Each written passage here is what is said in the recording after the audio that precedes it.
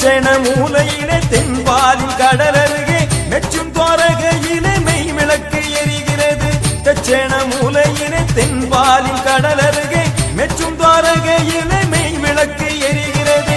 கோபுர மண்டபமும் கொடிமரத்து வீதிகளும் கோபுர மண்டபமும் கொடிமரத்து வீதிகளும் தாபரமாயங்கு தன்னாலே துலங்கியது. தாபரமாயங்கு தன்னாலே துலங்கியது. ஜங்கு முழங்கும் ஒலி கேட்கிறது. அது சாமி தொப்பு பதிதனிலே ஒலிக்கு